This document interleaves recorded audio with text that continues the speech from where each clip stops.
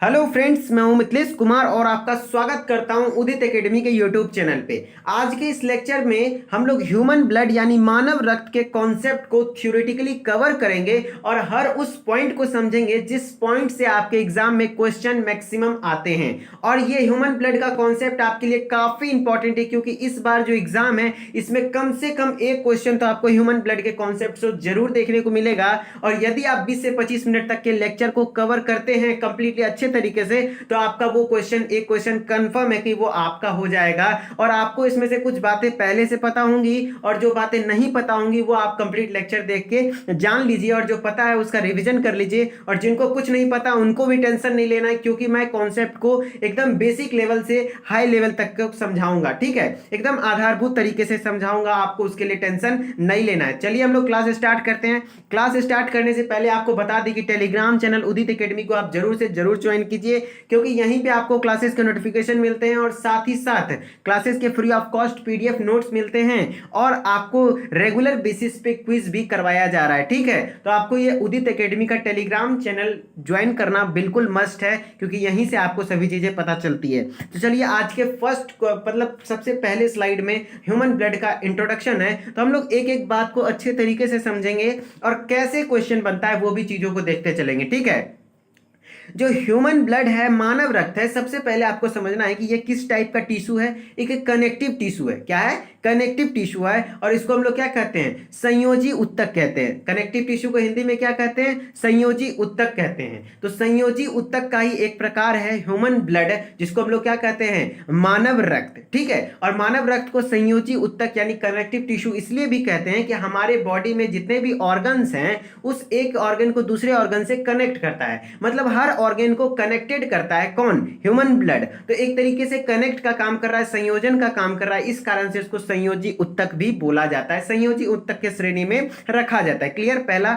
अब दूसरे बात पे आते हैं कि जो हमारे शरीर में है ह्यूमन ब्लड, जो ब्लड है ह्यूमन के शरीर में, मानव के शरीर में अप्रोक्सीमेट कितना होता है? तो 5 से 6 लीटर होता है। ठीक है, और आपको अगर निकालना है कि आपके बॉडी में कितना ब्लड है तो आप अपना सबसे पहले शरीर का वजन पता कीजिए कि कितना आपका शरीर का भार है, उसके बाद उसका 7% निकाल लीजिए। देन आपको यह पता चल जाएगा कि आपके ब्लड में, आपके शरीर में कितना ब्लड है। इसका कहने का अर्थ हुआ कि ब्लड की मात्रा शरीर के भार का लगभग कितना परसेंट होता है? 7% होता है। ओके, और ब्लड पीएच कितना होता है? 7.4 होता है। कितना होता है? 7.4। और ब्लड का पीएच यदि 7.4 है तो इसका कैसा नेचर होगा भैया? एल्कलाइन नेचर होगा, यानी क्षारीय नेचर। क्षारीय नेचर हम कब कहते हैं? जब 7 से ज्यादा होता है पीएच तो उसको हम लोग क्षारीय नेचर का कहते हैं। ठीक है, और एक इंटरेस्टिंग बात कि महिलाओं में पुरुषों की तुलना में ½ लीटर ब्लड कम होता है। ये बात एकदम फैक्चुअल है कि जो महिला है और पुरुष है यदि सेम वजन का है, दोनों का वजन कुछ सेम है, तो उसमें जो उसका 7% खून होता है तो 7% जितना भी होता है उससे ½ लीटर कम ब्लड होगा महिला में। ठीक है, तो अगर सेम वेट का है तो महिला में जितना भी पुरुष में खून है उसके तुलना में कम से कम ½ लीटर खून कम होगा महिला में। ठीक है, ½ लीटर खून का अंतर होता है। जी हाँ, ये बिल्कुल अफवाह नहीं है, ये बिल्कुल सही बात है कि ह्यूमन के मतलब जो महिला होती हैं उनमें खून की मात्रा पुरुषों की अपेक्षा लगभग ½ लीटर का कमी होता है। ठीक है, चलिए अब हम लोग ब्लड के क्लासिफिकेशन को समझते हैं। ठीक है, तो ब्लड को मेनली 2 पार्ट्स में क्लासिफाई किया गया है, एक प्लाज्मा और दूसरा ब्लड सेल्स। प्लाज्मा जो होता है वो लगभग ब्लड का 55% भाग जो होता है, 55% भाग वो ब्लड प्लाज्मा होता है। और ब्लड सेल यानी ब्लड कॉर्पोजल भी इसको लिखा जाता है। तो आपको इसके लिए कोई डिबेट नहीं करना है कि ब्लड कॉर्पोजल होगा या ब्लड सेल होगा। अपन को क्या चीज से मतलब है? एग्जाम में क्वेश्चन बनने से। तो मैक्सिमम बच्चे इस पे बहस करने लगते हैं कि सर ब्लड सेल नहीं होगा, ब्लड कॉर्पोजल होगा। सर कहीं पे ब्लड सेल लिखता है तो कहीं ब्लड कॉर्पोजल लिखता है, तो आपको एग्जाम में कुछ भी लिख दे, आपको दोनों चीजें सही है। ठीक है, तो ब्लड सेल कितना होता है? 45% होता है। Okay, plasma 55%। ये परसेंटेज आपको ध्यान रखना है। चलिए हम लोग दूसरे स्लाइड में इसको बेहतर तरीके से देखते हैं कि हमने पढ़ रखा है कि ब्लड को 2 पार्ट में बांटा, प्लाज्मा जिसको कि 55% हमने बोला, फिर ब्लड सेल्स जो कि कितना है? 45%। लेकिन हम लोग प्लाज्मा को थोड़ा सा डिटेल में पढ़ेंगे कि प्लाज्मा का काम क्या है, प्लाज्मा के कंपोनेंट्स क्या हैं, जिससे क्वेश्चन आते हैं। ठीक है, तो चलिए हम लोग थोड़ा सा स्लाइड को जूम करके आपको प्लाज्मा पे फोकस करवाते हैं कि प्लाज्मा के बारे में चीज़ों को जो पढ़ना है। ठीक है, प्लाज्मा के बारे में यदि आप पढ़ने की कोशिश करेंगे देन आपको पता चलेगा कि ब्लड का लगभग 55% प्लाज्मा भाग है। ये तो आपको पता चल गया कि 55% क्या है, प्लाज्मा है, और 45 यानी 45% ब्लड सेल्स हैं। ठीक है, अब जो ये 55% भाग प्लाज्मा है तो क्वेश्चन ऐसे भी आ जाता है कि हमारे शरीर में जो रक्त है उसमें किसकी मात्रा ज्यादा है, प्लाज्मा की या फिर रक्त कोशिकाओं की या फिर रक्त कणिकाओं की? तो आपका आंसर हो जाना चाहिए प्लाज्मा। क्यों? क्योंकि प्लाज्मा तो 55% है ना। ठीक है, इस तरीके से क्वेश्चन आता है। फिर नेक्स्ट पॉइंट पे आते हैं कि अब प्लाज्मा में कुछ कुछ कंपोनेंट्स होते हैं। प्लाज्मा में मैक्स टू मैक्स क्या होता है, जल होता है, मतलब ज्यादा से ज्यादा जल पाया जाता है प्लाज्मा में। और जल का भाग कितना होता है, वाटर का 90% वाटर यानी जल पाए जाते हैं प्लाज्मा में। फिर 7% प्रोटीन पाए जाते हैं, डिफरेंट टाइप्स ऑफ प्रोटीन होते हैं।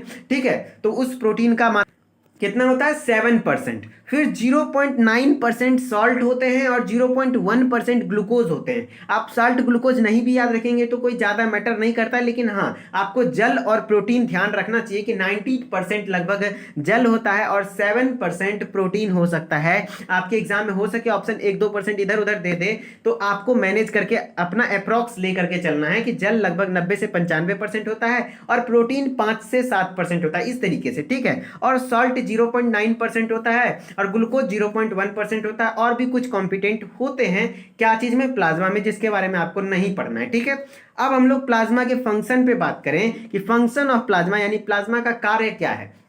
देखिए हमारे शरीर में जो पचा हुआ भोजन है, भोजन पच गया, वो पाचन होकर के अवशोषित हो गया हमारे खून में, तो अब उसका जो संवहन करना है, जिसका उस जैसे कि प्रोटीन आ गया, अब उस प्रोटीन का जिस अंग को जरूरत है या फिर उस प्रोटीन को जहां जाना होगा उसका संवहन कौन करेगा, उसका संवहन यही करता है प्लाज्मा। और जो हार्मोन का संवहन होता है उसका भी प्लाज्मा करता है। ठीक है, तो देखिए पचे हुए भोजन एवं हार्मोन का शरीर में संवहन प्लाज्मा के द्वारा होता है। और हमने पढ़ा है कि एंडोक्राइन सिस्टम में क्या होता है, अंतःस्रावी ग्रंथियों के द्वारा जो स्रावित होता है हार्मोन, वो हार्मोन का कोई डक्ट नहीं होता है, कोई नली नहीं होता है, वो क्या होता है, क्या कहते हैं, डक्टलेस ग्लैंड्स होता है, यानी नली विहीन ग्रंथियां होती हैं जो कि अपना सिक्रीशन यानी स्रावित जो करती हैं हार्मोन वो डायरेक्टली ब्लड में ही करती हैं। तो ब्लड में जो करती हैं तो वो जो उसका जो संवहन होता है हार्मोन का, जो जगह पे पहुंचता है वो किसके द्वारा पहुंचता है, प्लाज्मा के द्वारा ही पहुंचता है। ठीक है, ये बातें इंपॉर्टेंट है कि हार्मोन का संवहन जो हमारे शरीर में करता है वो प्लाज्मा करता है। ठीक है, और पचे हुए भोजन का भी संवहन कौन करता है, प्लाज्मा करता है। ओके, और फिर हमारे बॉडी टेम्परेचर को भी नियंत्रित करने में मदद करता है, क्योंकि इसका मैक्सिमम भाग क्या है, जल है, तो जल के द्वारा भी मैक्सिमम टेम्परेचर को मेंटेन करने का पावर इसके पास आ जाता है। ठीक है, तो हमारे बॉडी के टेम्परेचर को भी मेंटेन करता है तथा घाव भरने में भी काम आता है, घाव भरने का भी काम आता है। ठीक है, ये तो जनरल बात हो गई कि घाव भरने में तो खून के हर एक पार्ट का काम आता है। ठीक है, लेकिन आपको क्या बात याद रखना है, पचा हुआ भोजन और हार्मोन का शरीर में जो संवहन होता है वो प्लाज्मा के द्वारा होता है और बॉडी टेम्परेचर को भी मेंटेन कौन करता है, हमारा ब्लड के में जो सिस्टम है वो प्लाज्मा है। ठीक है, फिर अब एक कॉन्सेप्ट आता है सीरम। कौन सा कॉन्सेप्ट, सीरम। थोड़ा सा मैं और जूम कर देता हूं सीरम को, जो कि सीरम के बारे में क्योंकि काफी डिटेल में पढ़ना है। देखिए डिटेल में नहीं लेकिन सीरम के बारे में आपको जानना जरूरी है। मैं पेन का कलर थोड़ा चेंज करता हूं ताकि थोड़ा सा अच्छा विजिबल हो। देखिए जो सीरम है, सीरम कहने का अर्थ हुआ कि जब आप प्लाज्मा में से क्लॉटिंग फैक्टर को बाहर कर लेते हैं। क्लॉटिंग फैक्टर जो प्लाज्मा में है वो कौन सा है, फाइब्रिनोजेन नामक प्रोटीन है। क्या है, फाइब्रिनोजेन नामक प्रोटीन जो है वो क्या है, क्लॉटिंग फैक्टर है। फाइब्रिनोजेन नामक प्रोटीन, कौन सा प्रोटीन, फाइब्रिनोजेन नामक प्रोटीन होता है। जैसे कि 7% हमने पढ़ा कि प्रोटीन होता है, तो उसमें से एक प्रोटीन है फाइब्रिनोजेन जो कि क्लॉटिंग फैक्टर है, यानी रक्त को थक्का करने में मदद करता है, जो कि किस में पाया जाता है, प्लाज्मा में। तो इस प्लाज्मा में से यदि फाइब्रिनोजेन को बाहर निकाल दिया जाता है देन ये जो प्लाज्मा बनता है, बचता है, शेष प्लाज्मा को हम लोग सीरम कहते हैं। ठीक है, तो क्या क्लियर हुआ कॉन्सेप्ट। मैं क्या बोलना चाह रहा हूं कि देखिए बात ऐसा है कुछ, टेक 1 सेकेंड। देखिए बात ऐसा है कुछ कि जब प्लाज्मा में से फाइब्रिनोजेन नामक प्रोटीन निकाल लिया जाता है तब जो शेष प्लाज्मा है उसको हम लोग क्या कहते हैं, सीरम कहते हैं। तो सीरम मतलब ये हुआ कि plasma minus fibrinogen protein. Okay, मतलब ये हुआ, सीधा सीधी कॉन्सेप्ट आप समझ लीजिए कि सीरम, सीरम का मतलब ये होता है कि प्लाज्मा है, प्लाज्मा में से आप निकाल लिए सारे क्लॉटिंग फैक्टर यानी फाइब्रिनोजेन को, तो वो क्या हो गया, सीरम हो गया। ठीक है, सीरम क्लियर। अब है जो फाइब्रिनोजेन प्रोटीन है, इसका काम क्या है, मैंने बता दिया कि ब्लड को थक्का जमने में मदद करता है। मतलब ब्लड यानी खून को जो थक्का बनाना होता है, खून का जमने में मदद करता है कौन, फाइब्रिनोजेन। ओके, चलिए हमने प्लाज्मा को कवर अप कर लिया बहुत अच्छे तरीके से। थोड़ा सा समराइज करते हैं भैया। प्लाज्मा कितना है, 55% है। इसमें जल की मात्रा सबसे अधिक होती है जो कि 90% जल होता है, प्रोटीन 7% होता है, और साल्ट 0.9% और ग्लूकोज 0.1%। प्लाज्मा का फंक्शन है पचे हुए भोजन एवं हार्मोन का हमारे शरीर में संवहन करना और बॉडी टेम्परेचर को नियंत्रित करना। और जो जब प्लाज्मा में से हम फाइब्रिनोजेन नामक प्रोटीन को बाहर निकाल देते हैं तो उस चीज को हम लोग सीरम कहते हैं। और सीरम मतलब क्या होता है, plasma minus clotting factor. Okay, और फिर फाइब्रिनोजेन प्रोटीन जो है वो उसका काम क्या है भैया, ब्लड को थक्का जमने में, मतलब रक्त का थक्का जमाने में मदद करता है, ब्लड को जमने में मदद करता है कौन, फाइब्रिनोजेन नामक प्रोटीन। ओके, अब हम लोग बात करते हैं ब्लड सेल्स के ऊपर। किसके ऊपर, ब्लड सेल्स के ऊपर, जो कि हमारे ब्लड का 45% है। तो ये ब्लड सेल का शेष कितना है, शेष जो भाग बचा ये प्लाज्मा को छोड़ के, अब 45% भाग है ब्लड सेल। और ब्लड सेल हमारे शरीर में 3 प्रकार के पाए जाते हैं, एक है आरबीसी, फिर है white blood cell and platelets. तो फिर आप यहाँ पे सेल वाला कॉन्सेप्ट मत कवर कीजिएगा कि रेड ब्लड कॉर्पोजल होगा या सेल होगा, दोनों चीजें सही है। ठीक है, रेड ब्लड सेल भी हो सकता है, रेड ब्लड कॉर्पोजल्स भी हो सकता है। ओके, आपको क्वेश्चन में जो आएगा उस हिसाब से आंसर दीजिएगा। ठीक है, क्लियर। आरबीसी हो गया। अब डब्ल्यूबीसी होता है, प्लेटलेट, डब्ल्यूबीसी। और तीसरा कंपोनेंट, तीसरा ब्लड सेल कौन सा है, प्लेटलेट्स है। लेकिन यहाँ पे एक बहुत बड़ा कॉन्सेप्ट छिपा हुआ है जिसको मैं जूम करके थोड़ा समझाना चाहूंगा कि ये कॉन्सेप्ट है कि आखिर सबसे ज्यादा इस तीनों में कौन पाया जाता है। सबसे ज्यादा जो पाया जाता है उस तीनों में से कौन पाया जाता है, तो सबसे ज्यादा संख्या आरबीसी की होती है, उसके बाद प्लेटलेट्स की होती है, और उसके बाद डब्ल्यूबीसी की होती है। ओके, तो सबसे ज्यादा जो हमारे शरीर में है वो आरबीसी पाया जाता है, उसके बाद प्लेटलेट्स पाया जाता है, उसके बाद डब्ल्यूबीसी पाया जाता है। देखिए डब्ल्यूबीसी का संख्या बहुत कम होता है, रेयरली आपको नंबर तो नहीं पूछेगा आपके एग्जाम में, लेकिन मैं एक अनुमान बताता हूं कि 1 ml ब्लड यानी 1 mm³ ब्लड में, मिलीमीटर क्यूबिक मिलीमीटर में लगभग 6 से 8 हजार डब्ल्यूबीसी होता है। ठीक है, लेकिन प्लेटलेट्स का संख्या वही कितना होता है, 4 से 5 लाख प्लेटलेट्स होता है 1 ml ब्लड यानी पर mm³ ब्लड में। ठीक है, और एक आरबीसी जो है प्रति क्यूबिक मिलीमीटर क्यूब में जो ब्लड में आरबीसी का संख्या होता है वो लगभग 1.5 लाख से 3 लाख के लमसम होता है। समझ रहे हैं ना, टेक 1 सेकेंड।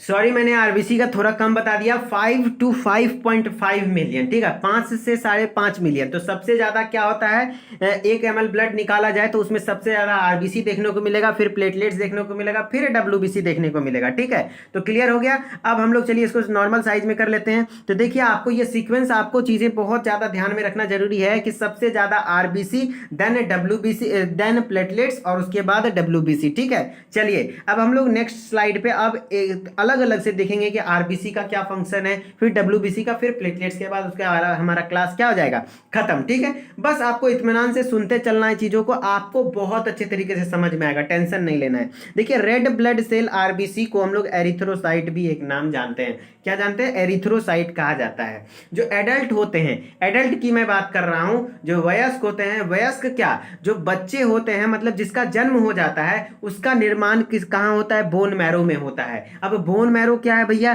तो बोन मैरो में सबसे पहले स्लाइड पे दिखाता हूं कि जितनी भी बड़ी हड्डियां होती है उसके बीच जो ये खाली स्पेस होता है, खाली स्पेस के अंदर एक कैप, होलो कैप होता है जिसको हम लोग बोन मैरो कहते हैं। क्या कहते हैं, बोन मैरो कहते हैं। ओके, तो उसी को हम लोग बोन मैरो कहते हैं और हिंदी में अस्थि मज्जा कहते हैं। तो जितने भी एडल्ट, मैंने गलती से बोल दिया, एडल्ट नहीं बोला जाएगा, जो भी बच्चा जन्म ले लेता है, बच्चा है, तो उसके में जो रेड ब्लड सेल आरबीसी का फॉर्मेशन होगा वो कहाँ होगा, बोन मैरो यानी अस्थि मज्जा में होगा। लेकिन भ्रूण अवस्था में, समझ रहे ना, भ्रूण अवस्था क्या होता है, जब बच्चा मां के गर्भ में होता है तो उस समय जो आरबीसी का फॉर्मेशन होता है वो लीवर तथा स्प्लीन में होता है, यानी यकृत एवं तिल्ली में होता है। मतलब लीवर में भी होता है, स्प्लीन में होता है, लेकिन बोन मैरो में नहीं होता। यही चीजों के डिफरेंस के कारण मैंने वहां एडल्ट बोल दिया था, लेकिन एडल्ट नहीं होता है। जो भी बच्चा जन्म ले लिया तो उसमें जो आरबीसी का निर्माण होने लगेगा, देखिए भ्रूण में था तो उसमें लीवर और स्प्लीन में बन रहा था, लेकिन जब बच्चा जन्म ले लिया तो उसके बाद अब पूरे लाइफ उसमें आरबीसी कहां बनेगा? अस्थि मज्जा में, यानी बोन मैरो में। ओके,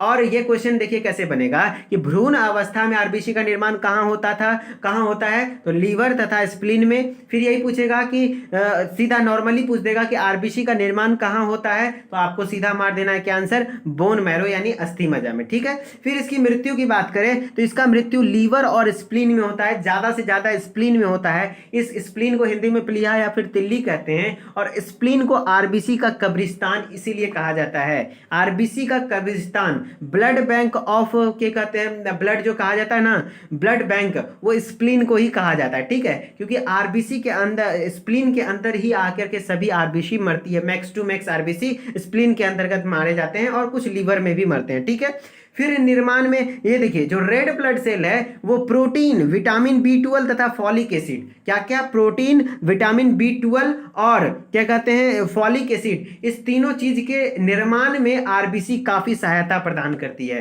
तो निर्माण में सहायक है किसके किसके? Protein, vitamin B12 and folic acid के। ठीक है, और आरबीसी जो मेच्योर आरबीसी होता है, परिपक्व आरबीसी होता है, उसमें केंद्रक नहीं पाया जाता है। ठीक है, जो भी परिपक्व आरबीसी होते हैं उसमें केंद्रक नहीं पाया जाता है, लेकिन दो जीव हैं जो एक्सेप्शन है और जो याद रखना है, क्योंकि एनसीईआरटी में भी दे रखा है, कैमल और लामा, यानी ऊंट और लामा जो है उसका जो आरबीसी होता है उसमें केंद्रक होता है, यानी न्यूक्लियस होता है। क्लियर?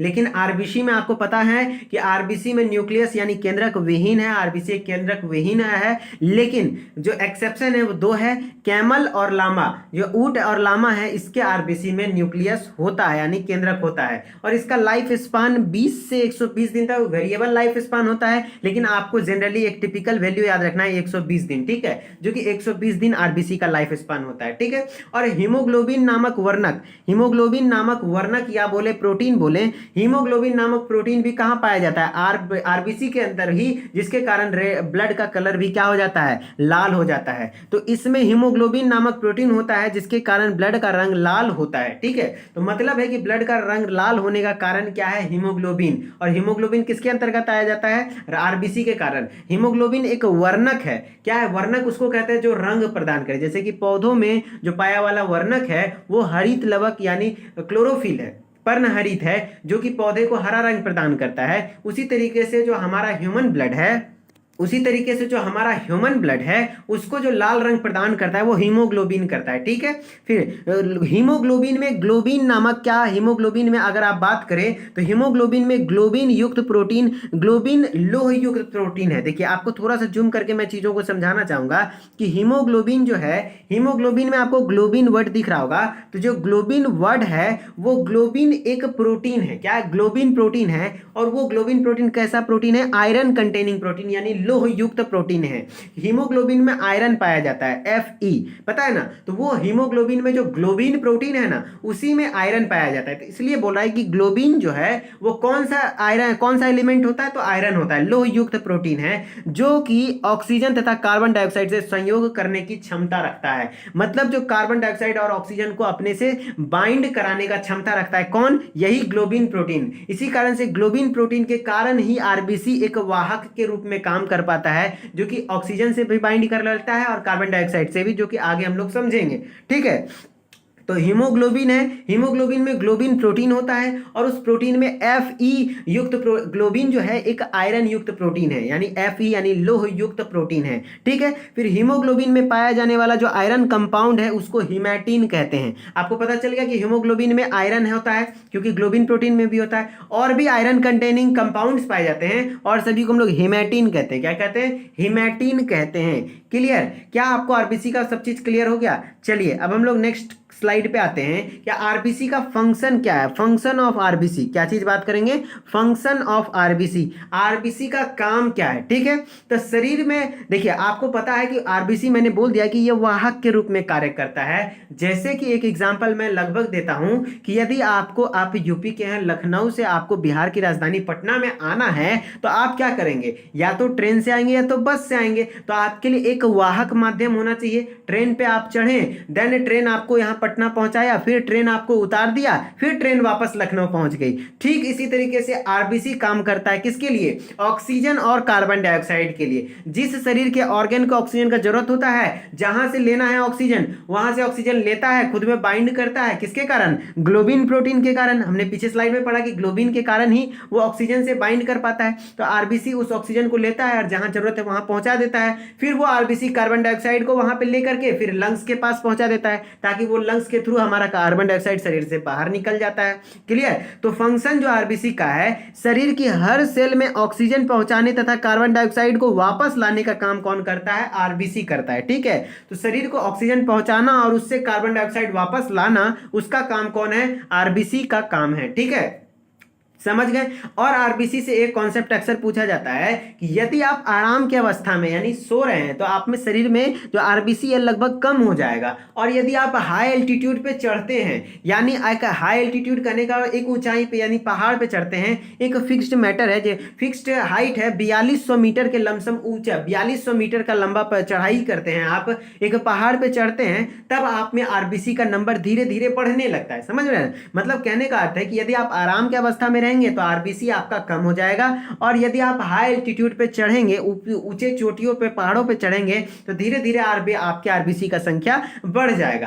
तो यदि आप सोते हैं तो आपको जानकर हैरानी होगा कि आपके एग्जाम में शायद क्वेश्चन ये ना आए कि कितना % कम हो जाता है, लेकिन ये तो आता है भैया कि कम होता है कि बढ़ता है। ठीक है, तो जब हाई एल्टीट्यूड पे चढ़ते हैं तो आप में आरबीसी बढ़ता है, और कितना बढ़ता है? लगभग 30% की वृद्धि हो जाती है। और जब आप सोते वक्त हैं, आराम की अवस्था में हैं, तो लगभग 5% आरबीसी कम हो जाता है। ठीक है, और आरबीसी की जो संख्या गिनी जाती है उसको हम लोग क्या कहते हैं? हीमोसाइटोमीटर। क्या कहते हैं? हीमोसाइटोमीटर कहा जाता है। तो आरबीसी का संख्या गिनने वाली मशीन को हीमोसाइटोमीटर कहते हैं। ओके, और ब्लड प्रेशर को नापने वाली मशीन को क्या कहते हैं? स्फिग्मोमैनोमीटर। सभी बच्चों को पता है ना? जी हाँ, चलिए। अब जो आरबीसी के कमी से होने वाले रोग हैं वो 2 रोग हैं। मुख्य रूप से तो एनीमिया होता है। क्या होता है? एनीमिया होता है। लेकिन जॉन्डिस में भी जो क्या होता है? आरबीसी का ही कमी हो जाता है। तो एनीमिया मेनली क्या होता है? आयरन की कमी हो जाती है। एनीमिया में मेनली क्या होता है? आयरन की कमी होती है। तो आयरन किस में पाया जाता है? खून में। खून के हीमोग्लोबिन नामक ग्लोबिन नामक प्रोटीन है, उसके अंदर क्या होता है? लोहा होता है, आयरन होता है। ऐसा नहीं कि लोहा बोल दीजिए, आयरन एलिमेंट फॉर्म में होता है। तो इस कारण से जब आरबीसी की कमी हो जाती है तो इंसान एनीमिया से ग्रसित हो जाता है और जॉन्डिस नामक बीमारी से भी ग्रसित हो जाता है। ठीक है, चलिए अब हम लोग आरबीसी को कंप्लीटली समझ चुके हैं। अब हम लोग डब्ल्यूबीसी को समझेंगे। सभी को क्लियर समझ में आ रहा है ना? कोई कंफ्यूजन नहीं हो रहा है ना? बिल्कुल, सब कंफ्यूजन होना भी नहीं चाहिए, क्योंकि मैं चीजों को धीरे धीरे आराम से एक हाई लेवल तक की चीजों को समझा रहा हूं। ठीक है, अगर जो आपके एग्जाम में इस कॉन्सेप्ट से क्वेश्चन आया तो इससे बाहर नहीं जाएगा, आपको भी लग रहा होगा, क्योंकि मैं मैक्सिमम पॉइंट्स को कवर कर रहा हूं। ठीक है, जो डब्ल्यूबीसी है, हमारे शरीर में सबसे ज्यादा क्या पाता है? आरबीसी, उसके बाद प्लेटलेट्स, उसके बाद डब्ल्यूबीसी ना। तो डब्ल्यूबीसी पहले हम लोग पढ़ रहे हैं। ठीक है, जो डब्ल्यूबीसी है, जो ल्यूकोसाइट्स है, ब्लड में जो इसकी संख्या होती है सबसे कम होती है। मैंने बताया ना कि ब्लड में जो है आरबीसी सबसे ज्यादा होता है, उसके बाद प्लेटलेट होता है, उसके बाद डब्ल्यूबीसी सबसे कम होता है। तो वही बोल रहा है कि ब्लड में इसकी संख्या सबसे कम लेकिन आकार में सबसे बड़ी होती है। अगर आकार की बात करें तो ये व्हाइट जो दिख रहा है यही सबसे बड़ा जो है वही डब्ल्यूबीसी होता है। ठीक है, और इसका निर्माण भी लगभग बोन मैरो में होता है, लिम्फ नोड में होता है, और कभी कभी लीवर तथा स्प्लीन में भी होता है। तो मतलब समझ लीजिए कि बोन मैरो में हर खून का हर सेल होता है, जो भी है, व्हाइट ब्लड सेल हो या प्लेटलेट्स हो या आरबीसी हो, हर चीज बोन मैरो में बनता है, यानी अस्थि मज्जा में बनता है। लेकिन डब्ल्यूबीसी का खास बात है कि वो लिम्फ नोड पे भी बनता है और लीवर और स्प्लीन में भी बनता है। और इसका मृत्यु कोई स्पेसिफिक ऑर्गन में नहीं होता है, बल्कि ब्लड में ही इसका मृत्यु हो जाता है, और इसका लाइफ बहुत कम होता है, 2 से 4 दिन का होता है। लेकिन आरबीसी का कितना होता है? 120 दिन। ठीक है, एक अनुपात पूछा जाता है कि आरबीसी और डब्ल्यूबीसी का अनुपात क्या है? तो भैया आरबीसी और डब्ल्यूबीसी का अनुपात 600:1 है। मतलब ये हुआ कि अगर 600 आरबीसी है तो उसके बदले मात्र 1 डब्ल्यूबीसी है। तो समझ रहे ना आरबीसी और डब्ल्यूबीसी में कितना अंतर है? तो आरबीसी तथा डब्ल्यूबीसी का अनुपात लगभग 600:1 का है। और डब्ल्यूबीसी का कार्य क्या है? तो इसका मुख्य कार्य है शरीर को रोगों के संक्रमण से बचाना तथा इम्यून सिस्टम को बढ़ाना। डब्ल्यूबीसी का मुख्य कार्य समझ में आ गया कि इसका काम क्या है, शरीर को रोगों से संक्रमण से बचाना, अलग अलग जो रोग होता है उसके संक्रमण से बचाना और इम्यून सिस्टम को डेवलप करना। इस कारण से डब्ल्यूबीसी को हमारे शरीर का सैनिक यानी बॉडीगार्ड भी कहा जाता है। ठीक है, तो हमारे शरीर रक्षक, इनको शरीर रक्षक या फिर बॉडीगार्ड या फिर शरीर का सैनिक तक कहा जाता है डब्ल्यूबीसी को। और डब्ल्यूबीसी की सहायता से घाव जल्दी भर जाते हैं, क्योंकि कोई भी घाव है आपको तो अगर उस पर अलग से बाहरी पैथोजन अटैक नहीं करने देगा, अगर करेगा भी तो उसको डब्ल्यूबीसी मार देगा, तो आपका घाव तो जाहिर सी बात है कि जल्द से जल्द सूखेगा। और डब्ल्यूबीसी का सबसे अधिक 60 to 70% भाग क्या होता है, न्यूट्रोफिल कणिकाओं का बना होता है। न्यूट्रोफिल कणिकाओं क्या करते हैं, जीवाणुओं का भक्षण करते हैं। देखिए, जो डब्ल्यूबीसी का भी अलग अलग पार्ट है, उसको बांटा गया है, आगे हम लोग पढ़ेंगे। तो उसमें से एक पार्ट है न्यूट्रोफिल है। तो आपको याद रहे कि सबसे ज्यादा जो डब्ल्यूबीसी में पाया जाने वाला सेल है वो न्यूट्रोफिल्स है। न्यूट्रोफिल है जो कि सबसे ज्यादा पाया जाता है, लगभग 60 to 70%। और ये फेगोसाइटोसिस नेचर शो करता है, यानी बाहरी पैथोजन जो हमारे शरीर में एंटर करता है उसको ये भक्षण करने का काम करता है, यानी उसको नष्ट करने का काम करता है। ठीक है, चलिए अब हम लोग डब्ल्यूबीसी को थोड़ा सा और डिटेल में देखते हैं कि डब्ल्यूबीसी को देखिए दो भाग में बांटा गया है, एक ए ग्रेनुलोसाइट, एक ग्रेनुलोसाइट। अभी किसके डिपेंड पे, देखिए यदि डब्ल्यूबीसी है तो इसके जो अंदर में लिक्विड होता है जिसको हम लोग क्या कहते हैं, प्रोटोप्लाज्म कहते हैं ना। तो उसमें यदि प्रोटोप्लाज्म में यानी साइटोप्लाज्म भी कह सकते हैं, तो साइटोप्लाज्म में यदि ग्रेन्यूल्स है यानी दानेदार स्ट्रक्चर है तो उसको ग्रेनुलोसाइट कहेंगे। अगर उसके प्लाज्मा में प्लाज्मा नहीं बोल रहा हूं, उसके साइटोप्लाज्म में ग्रेन्यूल्स नहीं है यानी दानेदार संरचना नहीं है तो उसको ए ग्रेनुलोसाइट कहते हैं। ठीक है, ए ग्रेनुलोसाइट दो प्रकार का होता है, एक मोनोसाइट होता है, एक लिम्फोसाइट्स होता है। आप उसका परसेंटेज मत याद रखिए, बस इतना याद रखिए कि सबसे कम जो पाया जाता है ना वो बेसोफिल होता है, और सबसे डब्ल्यूबीसी में सबसे कम जो पाया जाता है वो बेसोफिल होता है और सबसे ज्यादा न्यूट्रोफिल पाया जाता है। ठीक है, ओके, 60 to 70% होता है। तो ए ग्रेनुलोसाइट में कौन कौन सा हो गया, मोनोसाइट एंड लिम्फोसाइट। और ग्रेनुलोसाइट में तीन होते हैं, न्यूट्रोफिल, इओसिनोफिल और बेसोफिल। ऐसे याद रख लीजिएगा कि आपको जैसे कि किसी भी ग्रेन्यूल में मतलब क्या खुरदुरा चीज होना, आप यदि कोई पत्थर खुरदुरा है तो उसको टच कीजिएगा तो आपको फील होगा, तो जिसमें भी फील लगा रहेगा यानी वो ग्रेनुलोसाइट है। यानी वो समझ रहे ना, आपको ऑप्शन दे देगा कि निम्न में से कौन सा ग्रेनुलोसाइट के तहत आता है, तो आप कंफ्यूज हो जाइएगा। तो जिसमें भी फील लगा रहे, लास्ट में क्या रहे, फील लगा रहे, तो फील है मतलब ग्रेनुलोसाइट है। Neutrophil granulocyte, eosinophil granulocyte, basophil granulocyte. Okay, और आपको क्या याद रखना है, डब्ल्यूबीसी में सबसे ज्यादा मात्रा में कौन पाया जाता है, तो न्यूट्रोफिल लगभग 60 to 70% और बेसोफिल सबसे कम पाया जाता है। ओके, फिर लिम्फोसाइट में आपको यह ध्यान रखना है कि टी लिम्फोसाइट होता है और बी लिम्फोसाइट होता है। अब लिम्फोसाइट है, डब्ल्यूबीसी है, तो ये हमारे शरीर को रोगों से ही रक्षा करेगा, लेकिन टी लिम्फोसाइट का एक स्पेसिफिक फंक्शन है कि ये कैंसर सेल को रिमूव करता है। टी लिम्फोसाइट किसमें मदद करता है, कैंसर सेल को रिमूव करने में और HIV के अटैक से भी बचाता है। ठीक है, और क्या कहते हैं, ये जो बी लिम्फोसाइट है ये भी HIV के अटैक से बचाता है। मेनली जो कोई भी लिम्फोसाइट है वो हमारे शरीर को क्या प्रोटेक्ट करता है, अदर बीमारी से। ठीक है, फिर डब्ल्यूबीसी के कमी से होने वाले रोग, भाई बहुत सारा रोग हो जाएगा। जब आपके शरीर का इम्यून सिस्टम ही कमजोर हो जाएगा तो आपको कैंसर भी हो सकता है, HIV भी हो सकता है। ये दोनों मुख्य बीमारी हैं जो कि डब्ल्यूबीसी के कमी से, जैसे ही आपके शरीर में सुरक्षा की कमी हुई तो आपको ये दोनों बीमारी तो होगा। फिर एक काफी अच्छा कॉन्सेप्ट है कि यदि आपके रक्त में डब्ल्यूबीसी की मात्रा कम हो जाती है तो उस बीमारी को ल्यूकोपीनिया कहते हैं। क्या कहते हैं, ल्यूकोपीनिया। आप गौर से सुनेंगे, ल्यूकोपीनिया। ठीक है, पीनिया वर्ड मतलब कम होना। ठीक है, तो अगर आपके शरीर में डब्ल्यूबीसी की मात्रा कम हो जाती है तो उसको हम लोग ल्यूकोपीनिया कहते हैं। यही अगर आपके शरीर में डब्ल्यूबीसी की मात्रा बढ़ गई, ट्यूमर हो गया, ठीक है, ब्लड में कैंसर किसको कहते हैं, इसी को तो कहते हैं जब शरीर में डब्ल्यूबीसी का मात्रा अचानक ज्यादा से ज्यादा बढ़ जाता है तो उस कंडीशन को हम लोग ल्यूकेमिया कहते हैं। जो कि कल के मॉडल पेपर में हमने देखा था कि ल्यूकेमिया क्या होता है, तो रुधिर कोशिकाओं में होने वाले कैंसर को हम लोग ल्यूकेमिया कहते थे। तो रुधिर कोशिका यानी ब्लड सेल्स, और कौन सा blood cell, WBC, white blood cell की संख्या यदि अचानक बढ़ जाती है तो उसको हम लोग ल्यूकेमिया कहते हैं। और यदि डब्ल्यूबीसी की संख्या कम हो जाती है तो उसको हम लोग ल्यूकोपीनिया कहते हैं। समझ में आ रहा है ना। तो इस तरीके से कॉन्सेप्ट क्लियर किया जाता है। ओके, तो डब्ल्यूबीसी का कॉन्सेप्ट क्लियर हो गया। अब चलिए हम लोग नेक्स्ट पे आते हैं, प्लेटलेट्स पे। अब थोड़ी देर क्लास चलेगी, 5 मिनट हद से हद, तो आप थोड़ा सा पेशेंस रखिए और प्लेटलेट्स को भी कवर करते हैं। तो ये जो ब्लड प्लेटलेट्स है, क्या ब्लड प्लेटलेट्स है, ये लगभग कितना है, 4 से 5 लाख होती है। कितना होती है, 1 ml ब्लड यानी प्रति क्यूबिक मीटर ब्लड में लगभग 4 से 5 लाख होता है। ठीक है, अब प्लेटलेट्स केवल मनुष्य एवं स्तनधारियों जीव के ब्लड में पाया जाता है। प्लेटलेट्स याद रखिएगा कि जितने भी स्तनधारी हैं यानी मनुष्य और कुछ स्तनधारियां हैं उसमें ही पाया जाता है, सब में ये नहीं पाया जाता है। ठीक है, और इसके सेल में भी केंद्रक नहीं पाया जाता है। देखिए आरबीसी में भी केंद्रक नहीं पाया जाता है, डब्ल्यूबीसी में सिर्फ केंद्रक पाया जाता है, और फिर प्लेटलेट्स में भी केंद्रक नहीं पाया जाता है। ठीक है, और इसका जेनेटिक मटेरियल क्या होता है, डीएनए होता है। ओके, फिर इसका भी निर्माण कहाँ होता है, तो बोन मैरो में होता है। मैंने बताया था ना, अस्थि मज्जा में हर खून के हर एक टाइप का, चाहे डब्ल्यूबीसी हो या आरबीसी हो या प्लेटलेट्स हो, हर चीज का निर्माण होता है। ओके,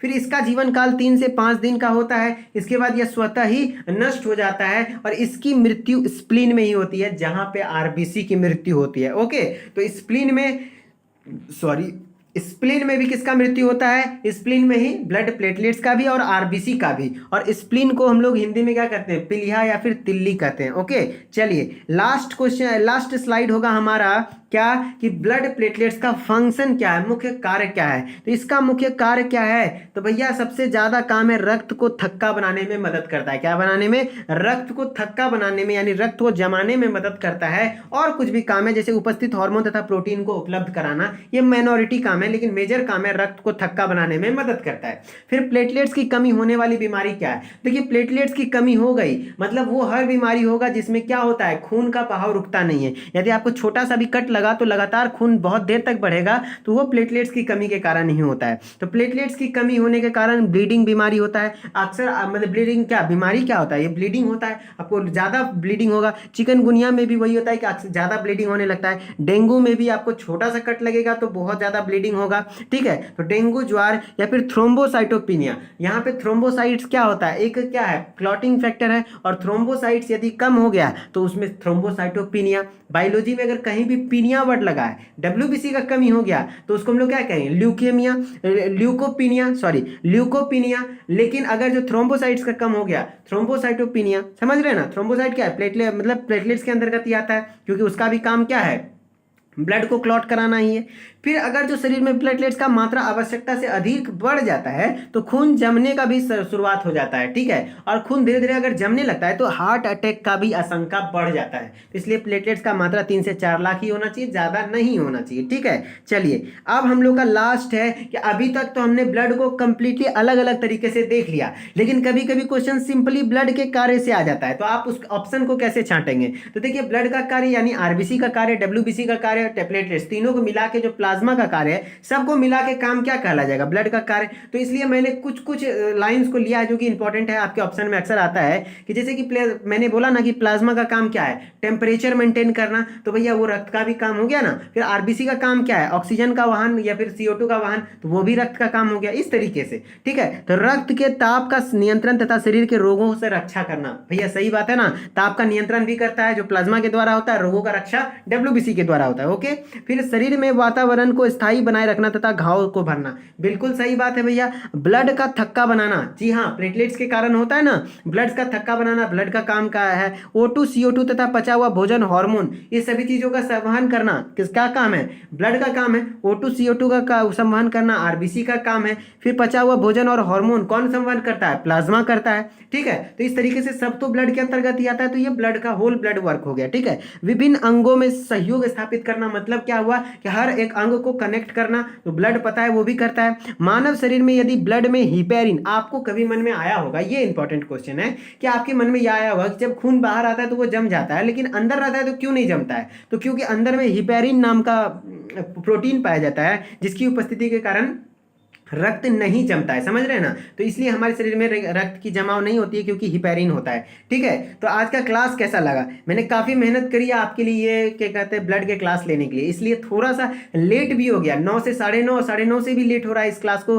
अपलोड करने में, तो इसके लिए सॉरी, लेकिन कोई बात नहीं, आज क्लास करना था तो मैंने क्लास अपलोड किया। ओके, तो आपको ये क्लास कैसा लगा, अगर क्लास अच्छा लगा और थोड़ा सा भी बेनिफिशियल लगा तो आप हमारे क्या कहते हैं इस वीडियो को लाइक कर दीजिए और चैनल को सब्सक्राइब कर दीजिए और वीडियो वीडियो को ज़्यादा से ज़्यादा शेयर कर दीजिए ताकि हर एक ज़रूरतमंद को पहुंच सके। और हमारा कल से 2019 का मॉडल पेपर सीरीज स्टार्ट होने वाला है। थोड़ा सा स्टूडेंट का संख्या कम हो गया है आप लोगों का, तो थोड़ा जो ज़्यादा स्टूडेंट में शेयर कीजिए ताकि मैक्सिमम लोगों तक पहुंचे, ताकि हम लोग को भी मोटिवेशन फील हो। ओके, तो चलिए हम लोग मिलते हैं नेक्स्ट क्लास में। Okay, bye bye, good night, see you, bye.